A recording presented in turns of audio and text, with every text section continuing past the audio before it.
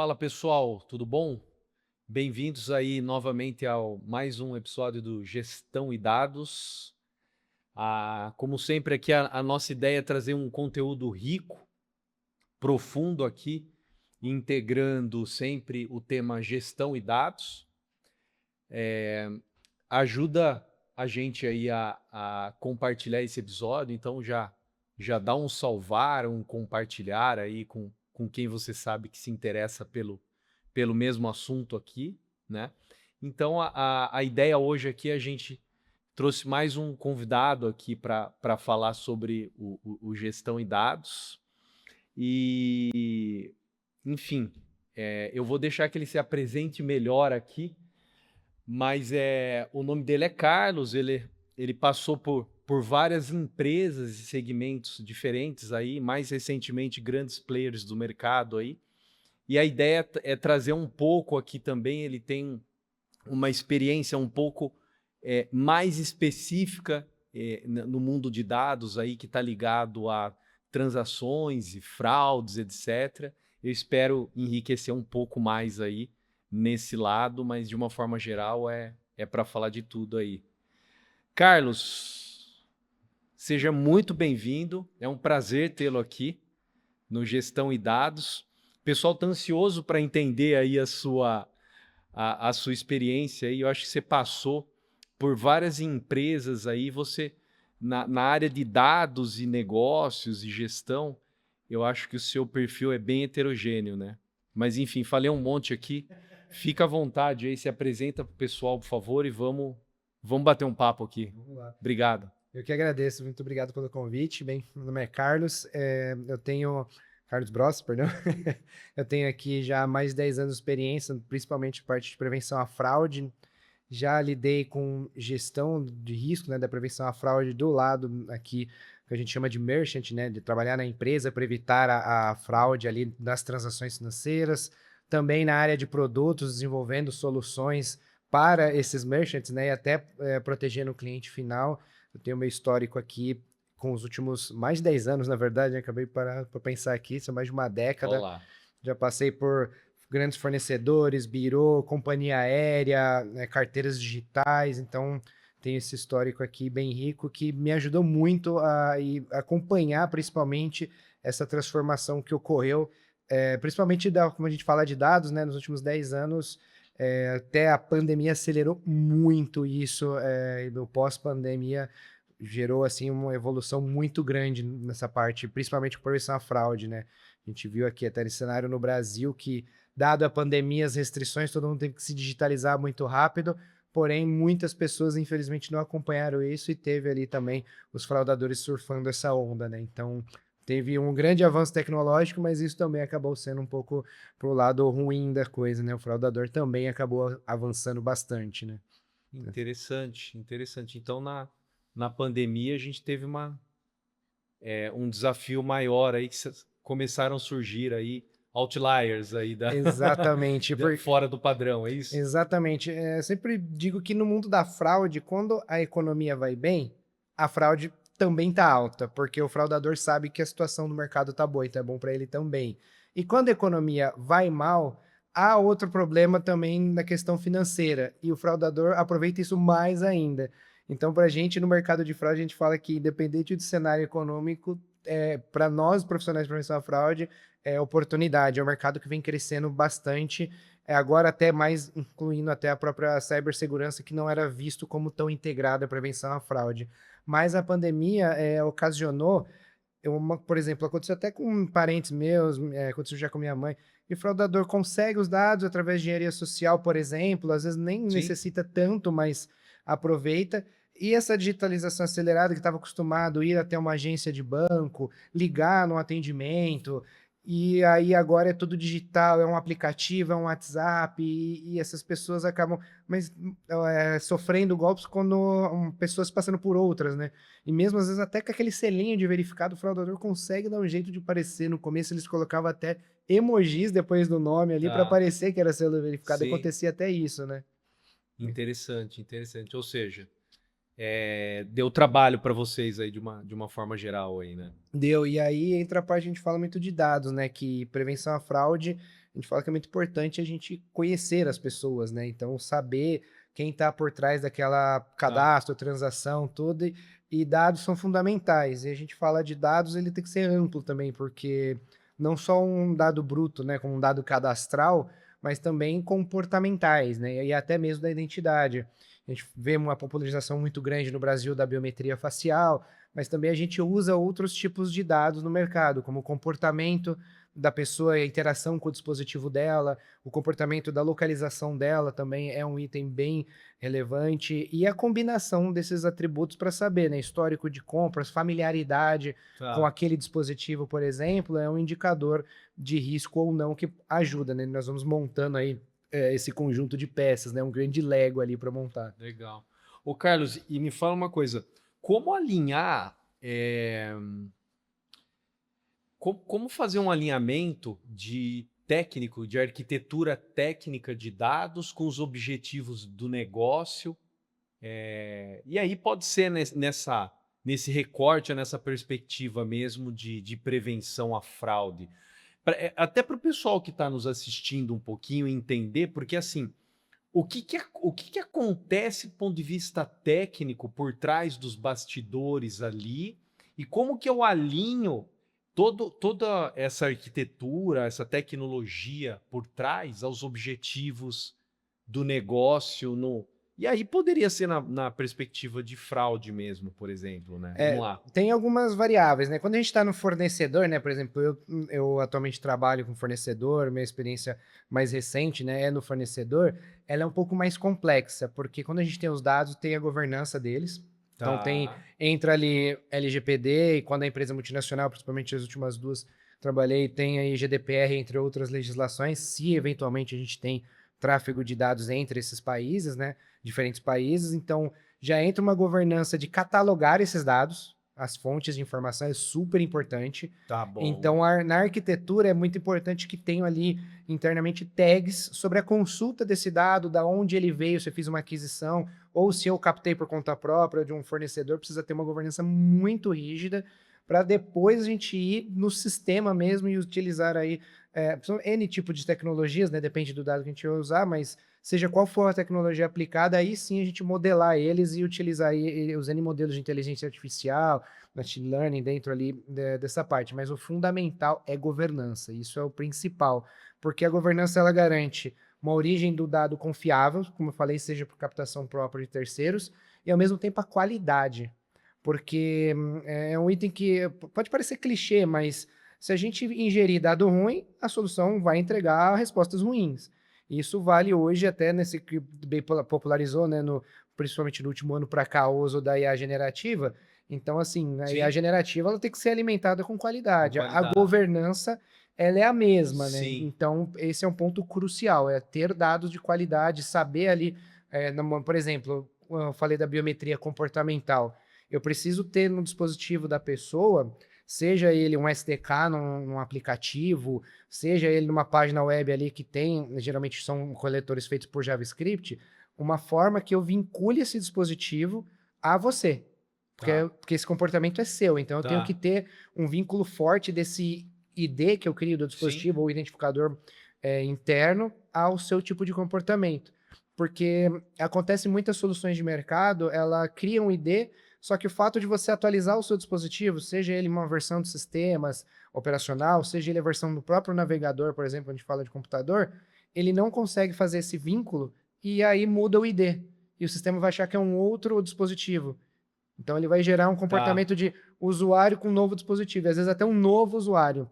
Então é importante casar a tecnologia de ter.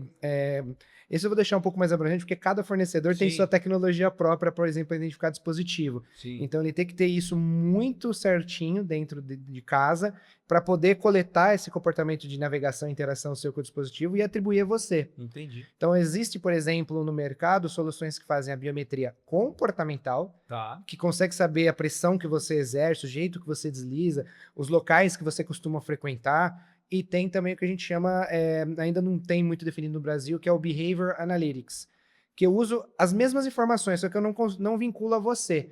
Eu sei minimamente o padrão de risco, o padrão de não risco. Da onde que vem esses dados, Carlos?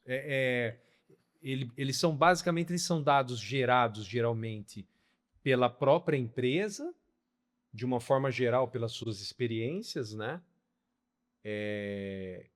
Ou são dados externos, onde a empresa, depois de adquirido, ela trata esse dado, as duas coisas. Da onde vem? Porque é bem específico Sim. isso, né? O comportamental é do fornecedor, ele desenvolve a tecnologia de captura e faz tudo em casa. É um hardware, por exemplo, ou um hardware, um software que fica em Isso. algum lugar no aeroporto, dentro de um shopping, Fica captando no isso. dispositivo do próprio usuário, um SDK geralmente embarcado. Então, por exemplo, nos aplicativos que a gente usa no nosso dia a dia, todos eles têm essas tecnologias, praticamente. Tá, Os de banco, todos eles têm algum fornecedor de mercado que tem esse tipo de tecnologia. tá bom. Seja por localização, seja por interação até com os dois. Tá. E também o famoso device fingerprint, que é o que gera esse ID e garante que toda vez o acesso seja desse mesmo dispositivo, né? Que ele vê que quando você atualiza, ele mantém essa força, né? Que não foi uma manipulação, foi uma evolução natural. Então, isso é uma captação. Agora, quando a gente cruza de saber o comportamento e pegar dados cadastrais e fazer esse vínculo, é ele pedindo naquele endereço. Aí já muda um pouco. Então, é o Carlos fazendo uma compra de um determinado produto, por exemplo, desse copo aqui, para entregar em um determinado endereço. E aí eu sei do comportamento do Carlos através dessa minha solução. Tem soluções de mercado que ele tem o fluxo de várias camadas antifraude. Outros não, são especializadas em determinados segmentos. Vamos supor que esse não é especializado. Ele contrata um fornecedor de mercado, seja até o próprio cliente, um banco, um varejista, ou ele vai até esse fornecedor que pode até trabalhar em parcerias, né? E aí esse fornecedor tem esses outros dados. Quando a gente pega, por exemplo, os grandes birôs de crédito, aí todas as interações, eles têm ali a captação. Eles têm por trás o dado por deles mesmos, do próprio birô, né? Eles, Exatamente. Tanto os dados negativos, né? Tanto os dados positivos, que ainda é algo não tão bem explorado, né? Os dados positivos, por exemplo, eles ainda não, eu falo positivos não de crédito, e sim de fraude, do comportamento do usuário bom. Entendi. Ainda não é tão bem explorado no mercado, é mais o negativo. Entendi. E pensando na arquitetura do dado propriamente dito, quando eu falo em gestão, tratamento, armazenamento, exploração, essas arquiteturas mais voltadas para segurança, fraude, esse tipo de coisa, são tecnologias que são mais desenvolvidas in-house, ou vocês também utilizam tecnologias de mercado, né? Como fabricantes de tecnologia? Como é que é isso daí? Tem bastante de mercado, principalmente algumas que são mais padrão, né? Tem N tecnologias de Amazon, Oracle, enfim, essas grandes players que a gente conhece no mercado, né? Porque se eu entrar no detalhe, vão ser várias, né? Então, por isso que eu deixei mais o fornecedor em si, porque aí já todo mundo sabe por trás. Até mesmo open source em alguns cenários. Só que aí in-house fica a lógica, a gestão, até a criptografia em cima dessas informações, o tratamento, mas é um mix dessas questões de ser fornecedor de mercado, de tecnologias pré-prontas ali, de poder utilizar. Por exemplo, modelagem usar no Python, que é super comum, e aí tem N motores para utilizar essa informação, às vezes motores de mercado. Os grandes players utilizam motores open source, só que aí eles, em cima desse open source, colocam as suas camadas internas ali para deixar isso mais seguro ou customizado de acordo com a sua necessidade, né? Então, é equilibrado. Tem muito fornecedor de mercado, mas ao mesmo tempo tem muita item desenvolvido in-house. É meio que híbrido, então? Sim, é um modelo meio que híbrido. Entendi. A maioria, quando a gente fala in-house, na verdade acaba sendo mais um open source que é trabalhado pela empresa, né? Exatamente. Claro que aí cada empresa tem sua governança de segurança, algumas mais restritas que as outras sobre, por exemplo, modelos open source, né? Tá. E na questão da LGPD que você falou, a GDPR, como que vocês são auditados e como que vocês tratam isso? Porque assim, uma coisa, a minha dúvida é o seguinte, uma coisa é eu dizer o seguinte, eu sou compliance GDPR e LGPD. Outra coisa é eu conseguir demonstrar na prática que eu sou compliance, né, em relação à criptografia, esse tipo de coisa. Como é que é feito isso na prática? Essa é uma boa pergunta, porque a gente tem de mercado algumas certificações, sobre segurança e gestão de dados. A gente tem aí ISO 27001, 27701, que aí os grandes birôs e empresas acabam adotando até por prática de mercado, mas não há uma auditoria da LGPD, né? O governo não faz isso proativamente.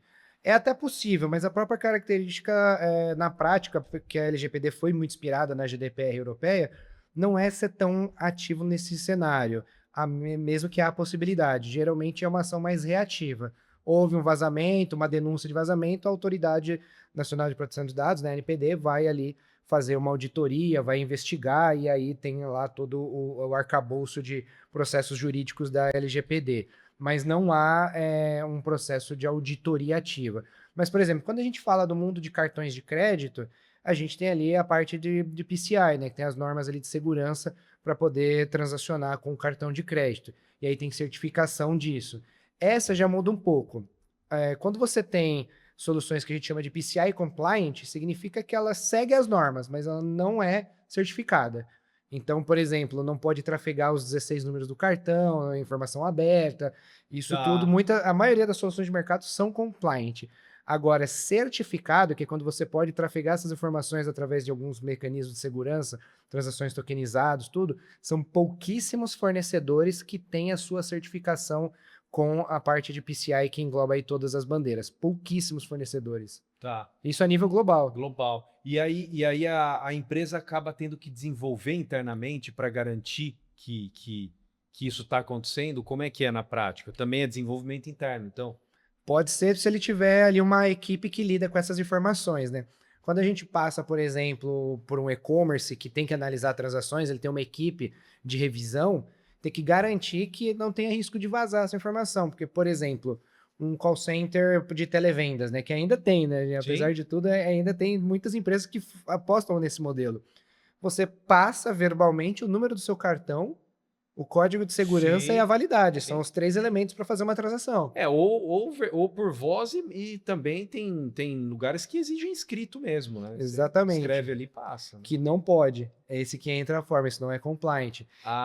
Escrever não é Não é compliance. compliant. Então, o call Tá, center, quando tem, já trabalhei em companhia aérea que tinha o call center que fazia a venda das tá, passagens, há uma governança onde nós não permitimos que os dados sejam salvos e as pessoas entrem com dispositivos, e nem papel e caneta é permitido na operação, que é a famosa política da mesa limpa. Então, no computador tem um bloco de notas que a gente usa mesmo no Windows, ou, por sim, exemplo, sim. seja da Apple ou Linux, tem um bloco de notas, só que ele está desativado as funções de salvar.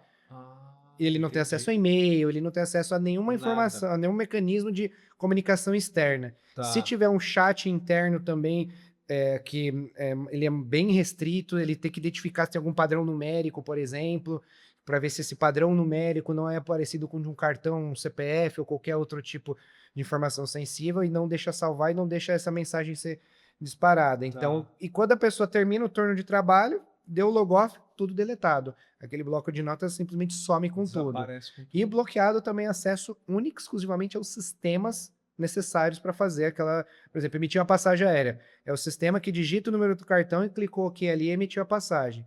Digitou o número do cartão de novo, ele gera uma mensagem ali, tem todo Tá. um processo que ele não conseguir, por exemplo, abrir um site externo ali. E a pessoa não pode trabalhar com celular. Não pode, é totalmente restrito. Tem lá armário, tem que deixar tudo Tá. guardado, pode entrar com absolutamente nada. É entrar com a garrafinha de água, headset, os Sim, acessórios, até por lei que tem, sim. mas caneta, papel, lápis, celular, nada, nada, Nada. nada, nada. Legal.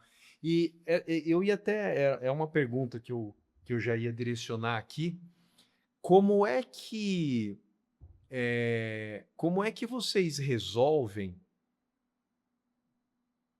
a, a entrega do dado e a análise do dado? Aí não são pessoas do front, né? São pessoas da operação que, por algum motivo, elas precisam fazer análise do dado, de uma série de situações possíveis, né? Como é que vocês garantem a segurança do dado nesses cenários assim mais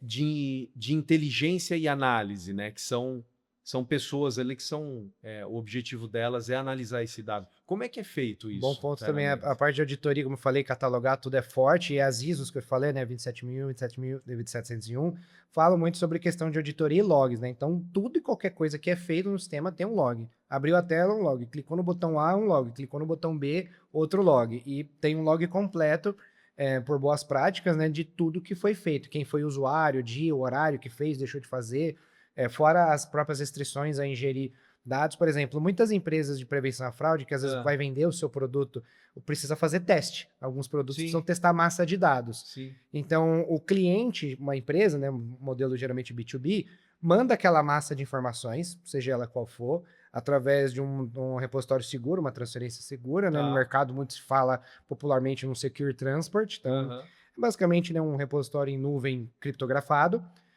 que a pessoa que vai receber na outra ponta desse fornecedor, ela tem lá essa capacidade, ingere no seu sistema interno e trata.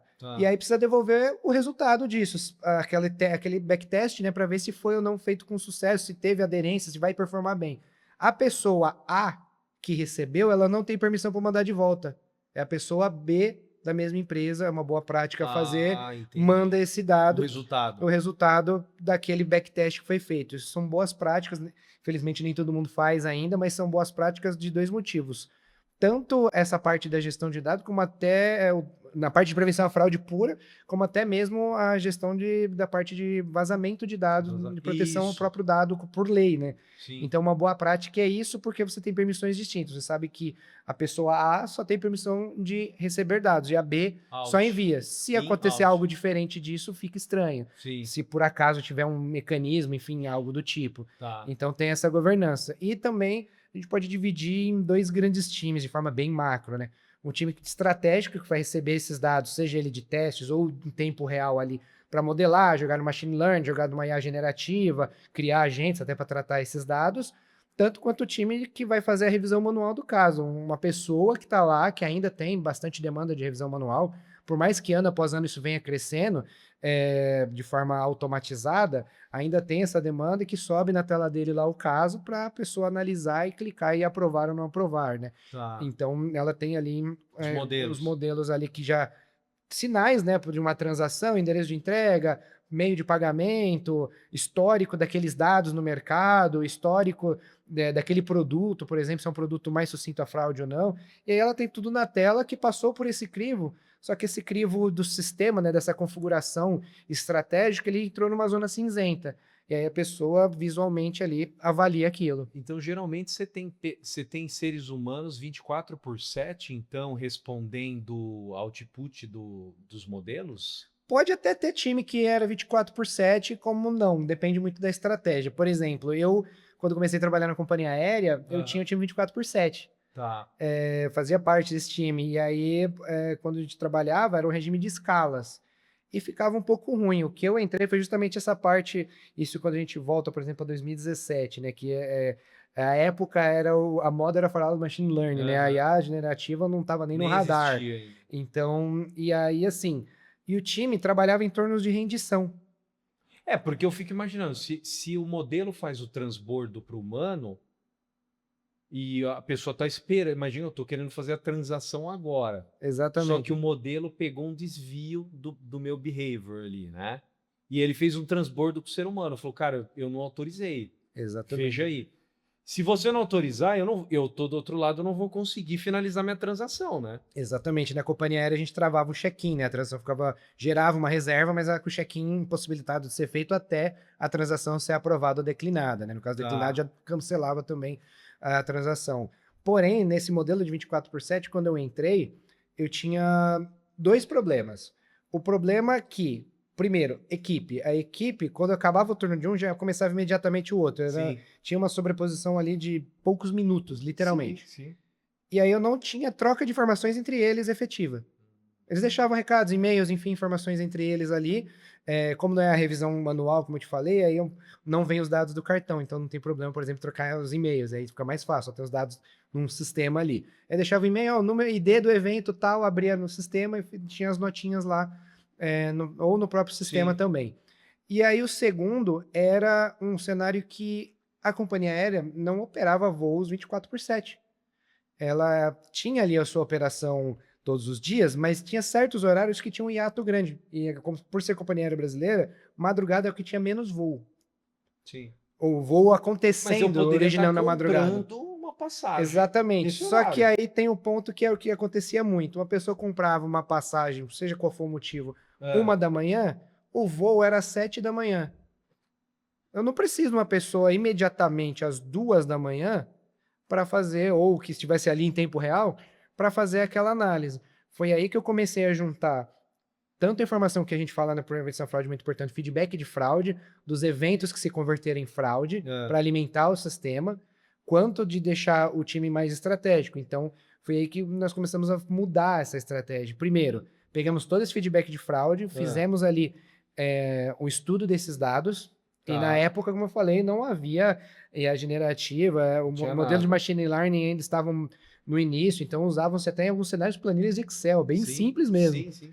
E junto com o fornecedor da solução antifraude, que dificilmente você tem no segmento de varejo e serviços, tem, salvo algumas exceções, alguém que tenha soluções em casa, a juntar essas informações, criamos um modelo e, junto com a equipe, que isso aconteceu numa fase 2, ela parou de ser uma equipe 24/7, ela ficou uma equipe que trabalhava 7 dias por semana só em horário comercial, que eu chamava de horário comercial estendido, porque eles entravam mais cedo, saiam mais tarde, mas nunca esse horário acontecia entre 22 e 6 da manhã. Tá. A equipe começava às 6 da manhã e terminava às 22, salvo exceções, que aí tinha evento de temporada, a companhia aérea abre mais voos, tudo, então tinha algumas exceções. Mas, no geral, acabamos com esse horário da madrugada. E com isso E eu não deu peguei, problema. não deu problema, porque a inteligência foi algumas regras mais apertadas, seja de autorizar ou não autorizar, de forma automática, Tá. e outro, essas pessoas passaram a ter sobreposição de 2, às vezes 3 horas nos seus horários. E elas começaram a trocar entre si mais informações. E isso naturalmente alimentou o sistema melhor, que começou a ser mais assertivo nesses cenários, por exemplo, de Interessante. madrugada, além do cenário corriqueiro. Sim. E aí, inclusive nessa companhia aérea, nós terminamos ali aquele período como benchmark de melhor índice de prevenção à fraude da América Latina, porque os dados Que eram legal. abertos com as outras companhias aéreas, justamente de forma bem efetiva, em utilizar dados e utilizar inteligência sobre eles, algo que não era tão comum. Sim. E foi um trabalho que a gente ajudou, trabalhando depois com bandeiras de cartão de crédito, emissores do cartão, em melhorar a taxa de conversão. Os emissores do cartão, os bancos, passaram a declinar menos, Sim. porque viu que o risco de fraude naquela companhia aérea era um pouco menor. Então, a área de fraude, que naquela época era muito vista como prevenção a vendas, era muito comum ouvir isso, Sim.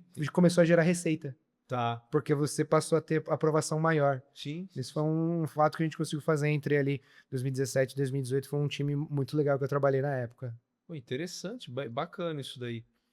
E hoje, com a chegada da IA e mais, não sei nem se recentemente é a melhor palavra, mas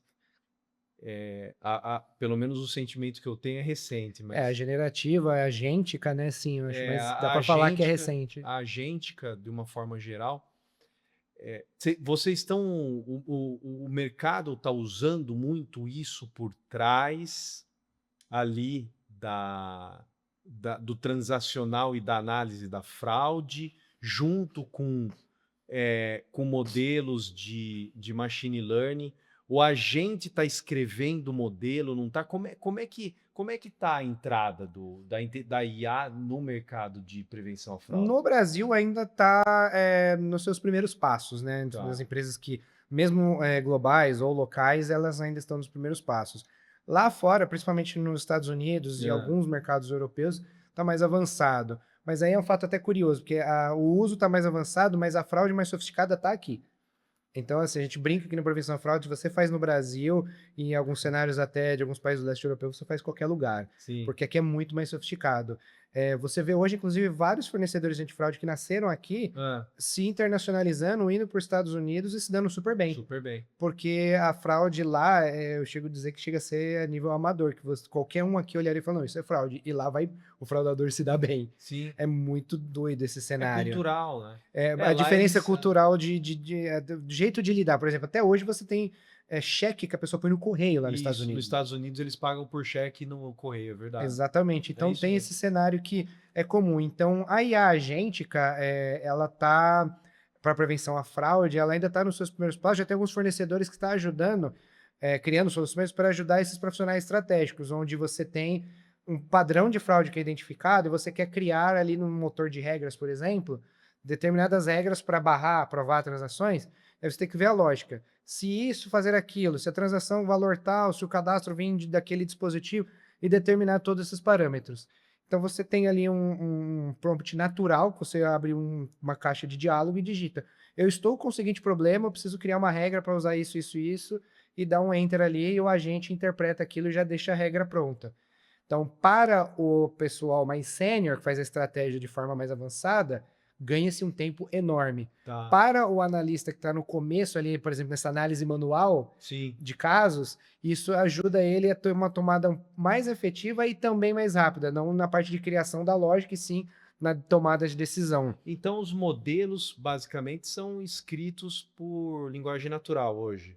Os novos estão surgindo, eles são linguagem natural convertida depois para a lógica do sistema, seja ele qual for, né? Isso, exato. Aí a própria IA faz isso, né? Você Exatamente. fala, o output é nisso, respeitando o XYZ, e aí a IA faz isso sozinho. Isso também no começo ainda, né, de forma geral. Tá.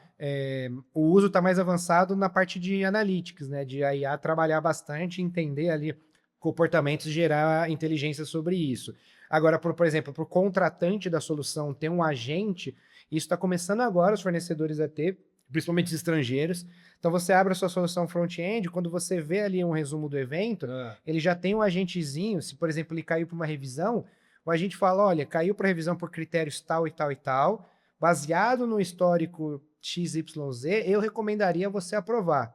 Ele já deixa até uma recomendação, mas a decisão final é sua ainda. Entendi. E com o tempo também essas suas decisões finais de aprovar e não aprovar, virar e não virar fraudes, né, ter falsos positivos, falsos negativos, esse agente também se retroalimenta, porque aí por trás também entra a parte machine learning, porque é variável, né? Exato.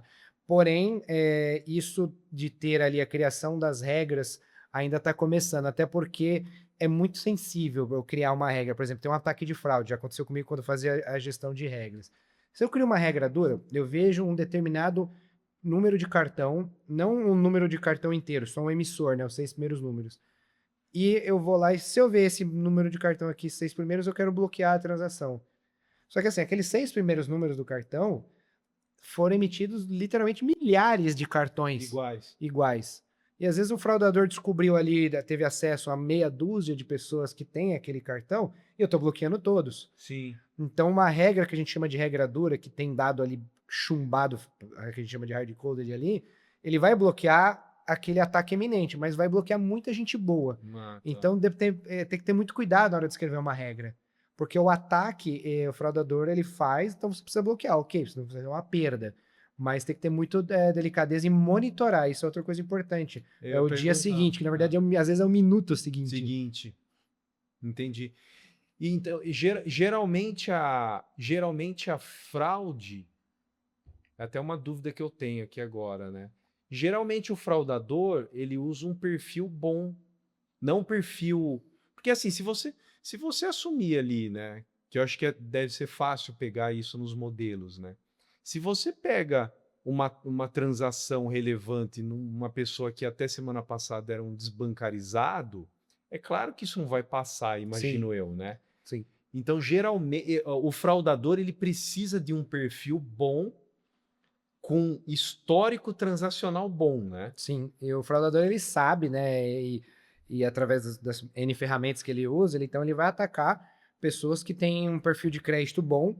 A gente não está falando de análise do crédito, mas sabendo que ela tem crédito, para passar por ela. Pessoa que tem histórico transacional também é importante, e aí ele busca esse perfil. Por exemplo, como eu te falei dos 6 primeiros números do cartão, né, agora até a norma colocou como os 8 primeiros números dos cartões mais novos, esse número ele identifica qual é o banco emissor, qual é o tipo do cartão, se é um cartão que eles chamam de standard, se é o gold, um platinum, um black, um cartão de mais alto padrão. Então, com isso, o fraudador sabe. Então, ele sabe que cartões de padrão mais alto tendem a ter limites maiores, falando do mundo de cartão de crédito. Então, ele vai atacar.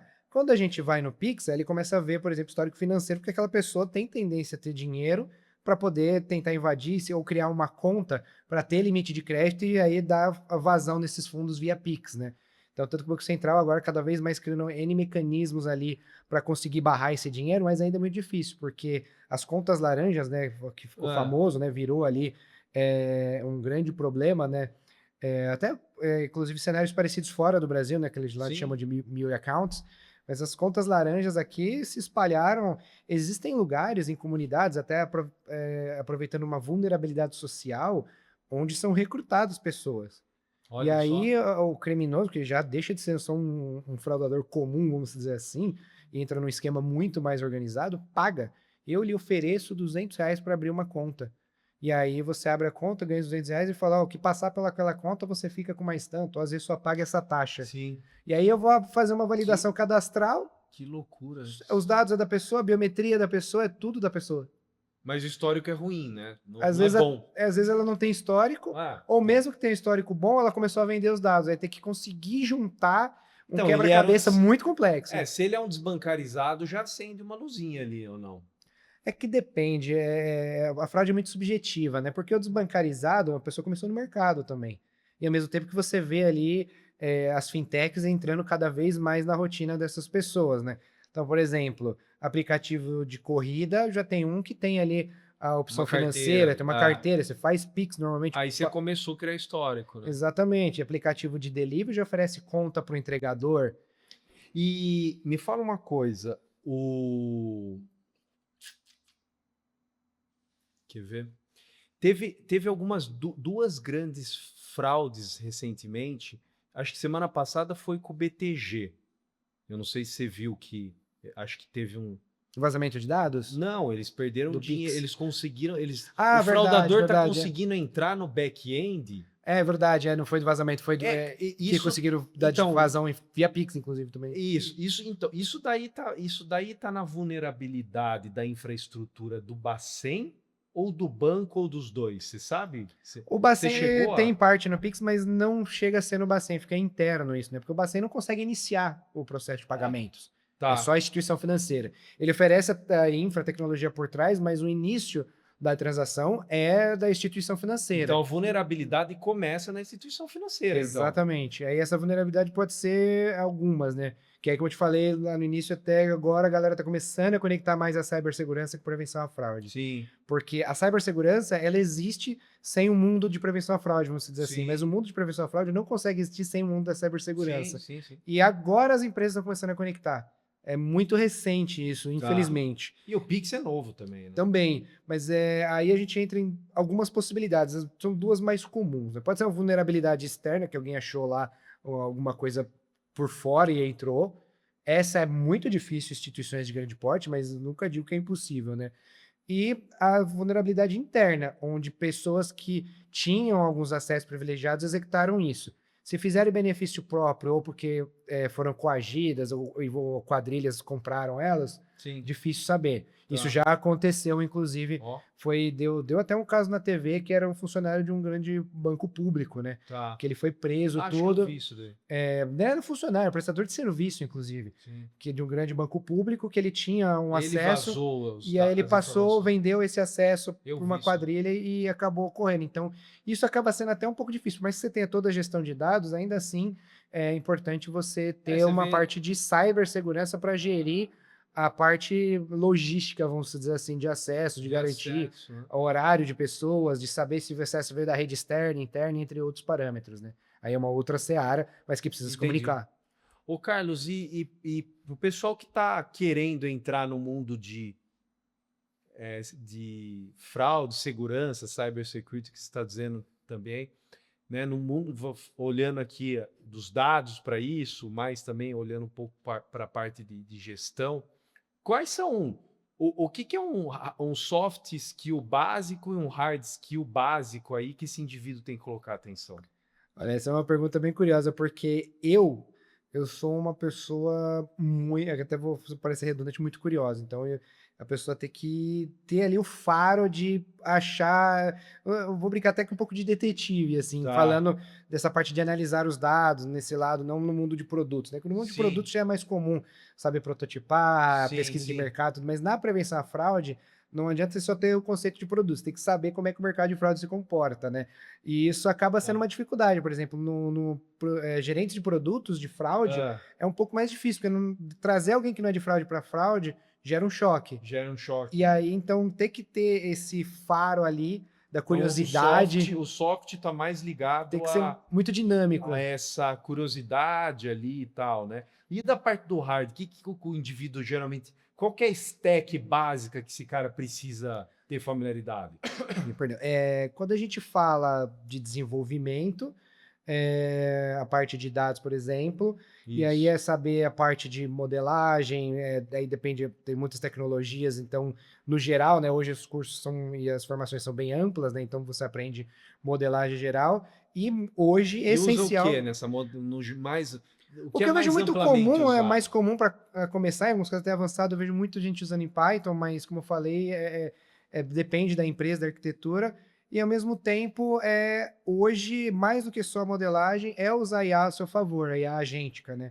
E saber dominar os prompts, porque o que está acontecendo cada vez mais, obviamente que a IA já está fazendo muita coisa sozinha, É, mas saber um prompt vai ajudar essa pessoa a juntar essas duas peças do conhecimento tá. técnico, como por exemplo esse faro, essa Sim. curiosidade.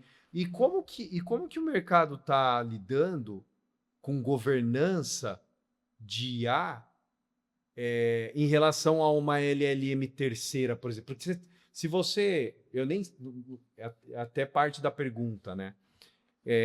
Por exemplo, se eu vou utilizar uma API da Anthropic ou da OpenAI, o mercado usa, não usa? E se usa, como é que fica a relação de segurança e governança disso? Usa, e aí é um ponto interessante que, por exemplo, tanto na empresa atual quanto na anterior, eu uso sei de fornecedores de mercado e tem modelos internos, Tá, mas aí quando a gente pega de fornecedores de mercado, quando você vê Google, Microsoft, sim, principalmente elas, até porque elas já têm as suas suítes, por exemplo, você pega a Microsoft que tem a sua suíte de aplicativos corporativos, sim, ela já vende o agente dela ali, como parte do pacote tem ganho de escala.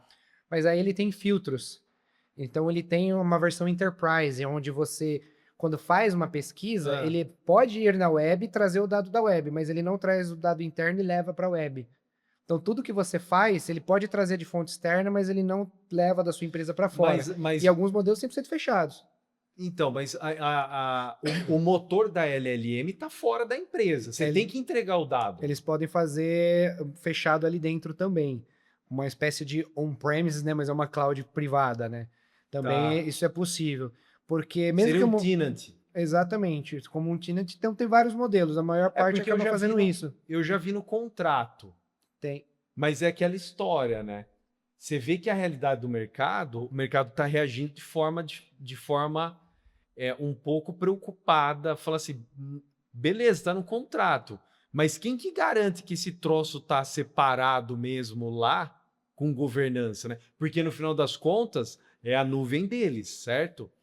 Então, a minha dúvida é o seguinte: vamos acreditar que está mesmo e que está no contrato e vamos rodar. É isso que está acontecendo na Eu prática. já trabalhei em empresa que tem uma cloud interna, servidores Não, próprios, até aí está resolvido. que A minha baixa o dúvida. modelo externo, mas ao mesmo tempo ela também tem o de mercado. Tá, E ela separa algumas informações que são críticas e sim, restringe bastante o uso.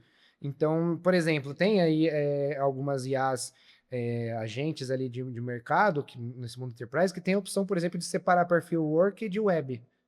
Então, no perfil Work, ele tem até acesso à intranet da empresa, tem acesso a N fontes que a empresa pré-autorizou ali, que você sim, pode falar, por exemplo, busque tal informação na página da intranet X e me traga ali a informação resumida para o gestor, para o meu gestor. Ele já sabe, puxa na hierarquia quem é meu gestor, já puxa a informação que eu mandei, faz ali aquele prompt, sendo bem generalista para dar sim, um resumo, mas ele tem esses acessos desse ambiente controlado. tá. Quando se clica no modelo web, por exemplo, ele não usa esses acessos, ele tem uma barreira ali, lógica feita, e tecnicamente pode ser até física, dependendo da estrutura da empresa, e aí ele vai pesquisar web, mas não vai mandar nada para fora e vai trazer de fora. E aí você tem até, às vezes, algumas empresas a restrição de copiar e colar conteúdo, né? Sim. Então, assim, tem muitas empresas, quando você abre a IA e Ah, clica em copiar, você vê o navegador numa barra de carregando ali, porque passa um mecanismo de segurança e fala copiar feito com sucesso. E às vezes ó, pode dar erro porque ele fala, você tentou copiar um dado que não pode ser que não pode copiado. ser copiado. Seja ele porque tem alguma razão ali que é feito. Aí entra um pouco da cibersegurança também. Você copia um dado que pode ser um dado chamado PII, né, que é uma informação identificável de alguém, copia o que pode ser um número de cartão, algo desse Sim, tipo. sim, Então tem uma validação. Isso sim. ocorria muito no e-mail. Mandar um e-mail, por exemplo, no começo era muito comum, as pessoas pegam a sua folha de pagamento Sim, e mandam por e-mail pessoal. Faz parte, é o dia a dia, né? É, Porém, as empresas hoje, por exemplo, já exigem que seja um e-mail criptografado. Aí você clica lá no botão no seu cliente de e-mail e criptografa. Só que às vezes, se você esquece de criptografar, ele já tem números ali que já identificam CPF, número de conta, e tem uma lógica que fala: se o número for assim, assim, assado, é um CPF, é um número de conta. E se tá, você não criptografar, o e-mail barra aciona o departamento de segurança, tá. gera mensagem até para o seu líder, quando Sim. tem ali uma governança entre essa relação líder-liderado, falando, ó, você está tentando violar uma política da empresa. Tá, Então, isso acontece algo parecido agora com as IAs agênticas, né? Já tem isso configurado. Em tá. diferentes níveis, nem todo mundo está tão maduro, aí vai depender É isso também. que eu ia falar, porque assim, o que eu tô vendo mais usual no mercado é realmente o pessoal questionar, falar assim, ó, eu vou eu preciso entregar meu dado para a LLM dele. Sim, Então não tem essa que o dado está protegido cegamente. Tá no contrato? Tá no contrato. Mas vamos lá, eu estou entregando meu dado via API sim.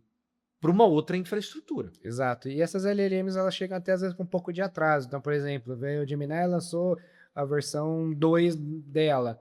A empresa ainda está usando a 1.9. A 2 matura no mercado, no Sim, mar aberto, onde eles não têm restrição de dados, sim, seja ele qual for o tempo de maturação, semanas, meses, enfim, e depois disponibiliza no corporativo. tá, Que aí ela já vai poder ter as travas, porque ela já aprendeu para ela ter o ganho de sim, qualidade versus a versão anterior. E sim, aí entra no corporativo, pode ter isso com atraso também. O caminho sim. inverso pode acontecer? Também pode ter até uma IA desenvolvida focada ali, um LLM focado interno de uso corporativo. Porém, o cenário contrário acontece mais. Legal, Pelo menos pelo que eu vi até o momento, né? tá, bacana.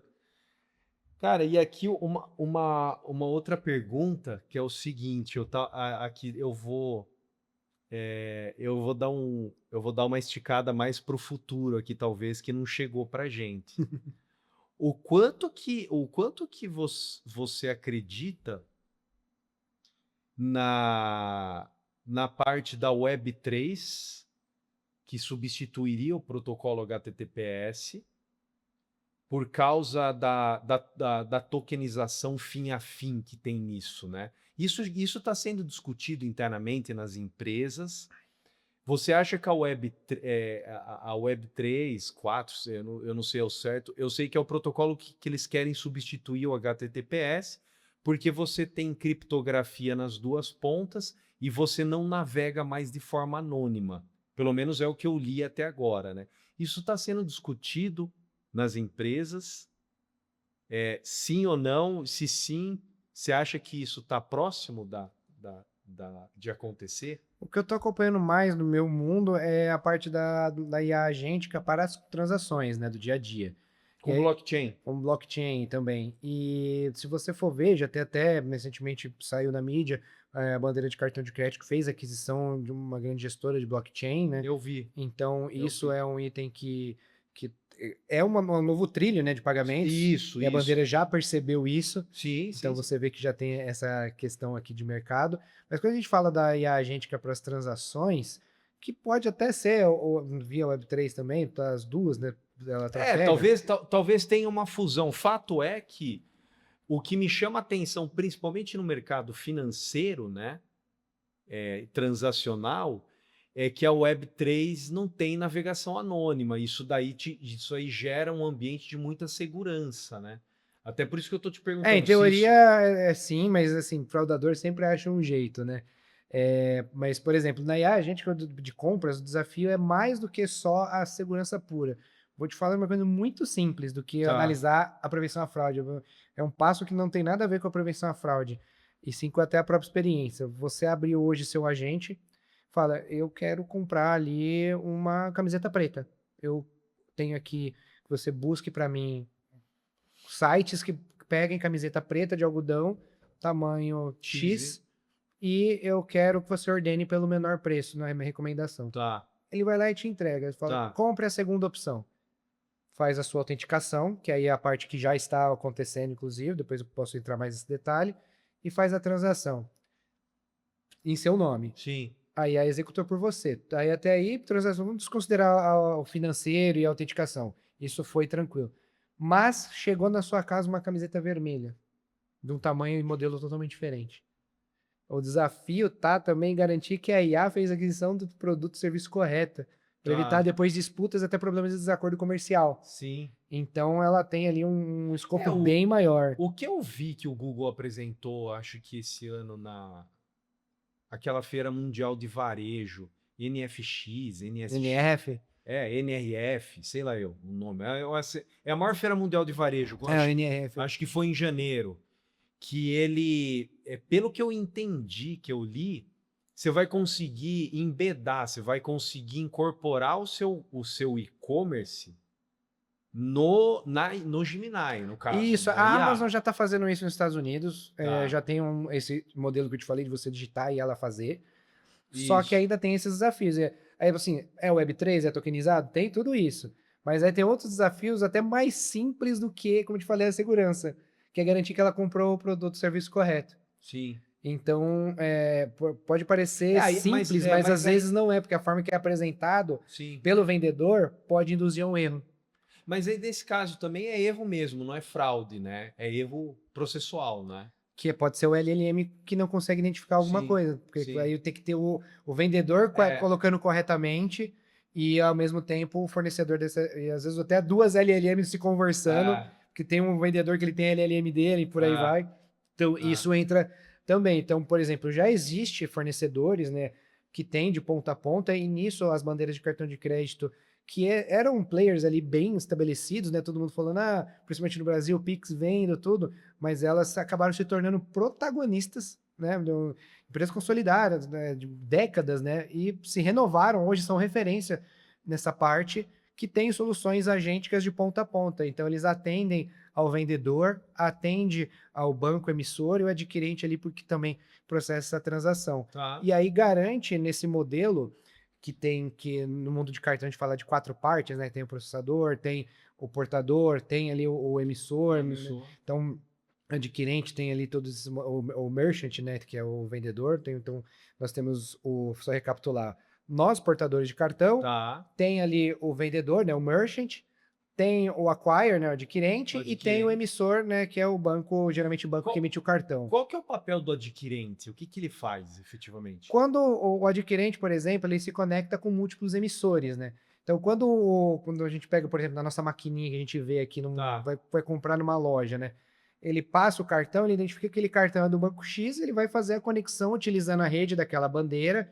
Então, por exemplo, ele pega um cartão da Mastercard, ele vai ali processar, ele viu, opa, é da Mastercard, o emissor é o banco X, então a Mastercard usa essa conexão, e ele vai seguir o caminho da Mastercard até chegar no banco X. Então ele é o... Como se fosse um hub, se a gente deixar muito simplificado. Ele é um middleware ali entre o emissor e o agente financeiro. Exatamente, porque ele vai conectar ali o emissor do cartão e o merchant, né, que vai receber o dinheiro, mas o próprio portador, né, ele conecta todo mundo ali. Sim. Então ele vai no banco, ele viu ali com os dados do chip ou do NFC, é o banco X, é uma bandeira Mastercard, por exemplo, chamou lá, tem limite? Não tem? Aí o banco fala, tem limite, tá liberado. Aí o adquirente, e tudo isso, né, tem essa cadeia, ela é tarifada, né, o adquirente vai cobrar do merchant, né, do proprietário do estabelecimento, vai cobrar também do banco, e aí a bandeira, ela também tem as transações ali que ela ganha nesse modelo, né? Então, e aí é feito. E aí...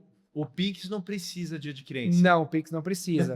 Ele vai de ponta a ponta, do banco A para o banco B. Porém, o Pix, né? A gente vê que o Pix é gratuito, né?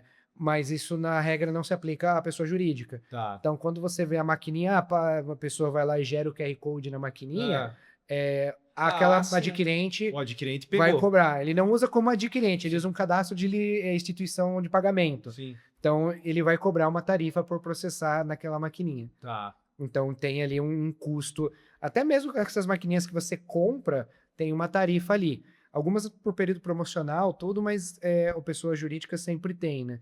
Tá. Então, no modelo de cartão é um pouco diferente, né? E aí, quando eu falo desse modelo no IA agêntico, as bandeiras desenvolveram soluções que atendem ponta a ponta. Para o merchant, para garantir que ele está subindo as informações corretas no produto para evitar essas disputas por compras de desacordo comercial, né? Tá. E ao mesmo tempo até prevenção à fraude também. E para o adquirente que vai processar o pagamento, garantir que a transação foi autenticada, foi um agente em nome do Carlos, que foi lá e fez, Sim. foi ele mesmo que autorizou. Para o emissor garantir também esse processo de segurança e garantir que a transação passou pelas autenticações na outra ponta. E também tem até soluções de loyalty. E lembra que eu te falei, eu dei uma série de parâmetros de a roupa que eu quero? Claro. Só que essa solução agêntica das bandeiras, por exemplo, ela consegue vender ali serviços de saber pelo tipo do banco emissor que determinados sites têm cashback, tem desconto. Tá. Então eu vou categorizar do jeito que você pediu. Aham. Mas ao mesmo tempo eu posso destacar alguns produtos ali, mostrando que o seu cartão daquela bandeira, daquele banco, oferece um desconto maior ou um benefício muito específico em determinado produto da lista. Legal isso aí. Então isso é uma novidade que aí a gente apresenta, porque às vezes nem é só pelo preço, às Sim. vezes você até dispõe a pagar um pouquinho mais caro, mas esse cashback vai compensar na sua fatura, por exemplo. Claro. Pode Exato. acontecer. Ô, Carlos, o tempo voa, né? Estamos chegando aqui no final do episódio aí. E eu gosto de deixar um espaço aqui para o entrevistado sugerir aqui um livro, cara, uma literatura para o público aí que está nos Boa. assistindo, né? Enfim, fica à vontade aí o que você recomenda aí de consumo. Eu tenho uma que eu digo até por conta de hoje um pouco atípica, mas eu gosto muito, que chama A Decolagem de um Sonho, do Osiris Silva, que ele conta a história da Embraer, da criação da Embraer. Tá, que legal. É um livro que eu gosto muito. Eu lembro que o meu finado pai me deu de presente, inclusive com autógrafo do Osiris Silva, né? Que se você pensar no contexto, né, e aí entra um pouco na questão da tecnologia, em pensar naquela época, né, o Brasil fabricando aviões era literalmente um sonho de um garoto que tinha acabado de se inscrever, queria ser um cadete da Força Aérea, queria ir para o ITA e o sonho dele era que o Brasil fabricasse o avião. Ele via os aviões, falava do Santos Dumont, tudo, mas não fabricava. Sim. E ele conta toda a história da Embraer nesse livro, né? O livro ele se encerra ali até no início dos anos 90, mas é muito bom, assim, é um livro que me inspira muito, eu acho que pode inspirar muitas pessoas por causa que de um sonho de uma pessoa comum, hoje é um símbolo de tecnologia no Brasil, e quando a gente falamos aqui de dados de segurança, a Embraer é um símbolo também de segurança, ela tem uma divisão de defesa que não é só de aviões militares, ela tem uma divisão de cibersegurança. A Embraer tem no grupo uma empresa de cibersegurança. Que legal. Então, ela fabrica equipamentos desse tipo, e tanto software quanto hardware focados a esse nicho, né? E tudo começou literalmente com o sonho de um menino. E hoje é referência mundial de qualidade, de tecnologia, e é um grande player de mercado, né? Pô, bacana, muito bom. Obrigado pela indicação. Eu próprio no livro vou colocar no meu repertório. É muito bom esse livro, eu gosto bastante. Para dar uma lida, né? Bom, pessoal, estamos chegando ao fim aqui com mais um conteúdo aqui que o Carlos trouxe para a gente. Espero que vocês gostem. A gente colocou aqui mais ênfase aonde a carreira dele ali é ligada em dados, gestão, cibersegurança, enfim, tudo por aí, né? Avalie a gente lá com 5 estrelinhas para que a gente fique bem ranqueado no segmento nosso aí e compartilha com quem quer conhecer mais e entender mais, receber mais sobre esse tema de gestão e dados, né? Carlos, muito obrigado aí pela sua participação e quem sabe eu posso vê-lo aqui em futuros episódios aí. Claro, eu que agradeço aqui o convite e espero estar em breve de volta. Maravilha. Obrigado, pessoal. Obrigado. Obrigado. Obrigado. Valeu, valeu.